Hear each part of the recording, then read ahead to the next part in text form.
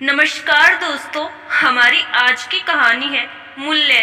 एक गांव में एक बूढ़ा व्यक्ति रहता था जो वस्तुओं के उपयोग के मामले में बहुत कंजूस था।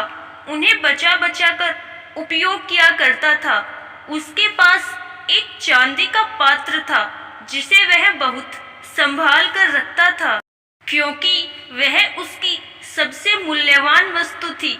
उसने सोचा हुआ था कि कभी किसी विशेष व्यक्ति के आने पर उसे भोजन कराने के लिए उस पात्र को उपयोग करेगा। एक बार उसके यहाँ एक संत भोजन पर आए।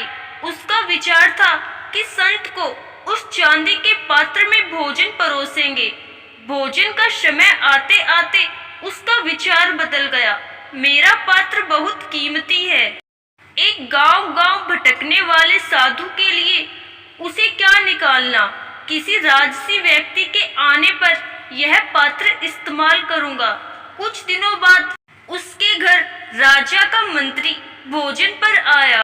पहले उसके मन में विचार आया कि मंत्री को चांदी के पात्र में भोजन कराएंगे, लेकिन परंतु उसने विचार बदल दिया। यह तो राजा का मंत्री है। जब राजा स्वयं मेरे घर भोजन करने आएंगे तब कीमती पात्र निकाल लूंगा। कुछ समय और बीता। एक दिन राजा स्वयं उसके घर भोजन के लिए पधारे। वह राजा अभी कुछ समय पूर्व ही अपने पड़ोसी राजा से युद्ध में हार गए थे और उनके राज्य में कुछ हिस्से पर पड़ोसी राजा ने कब्जा कर लिया था।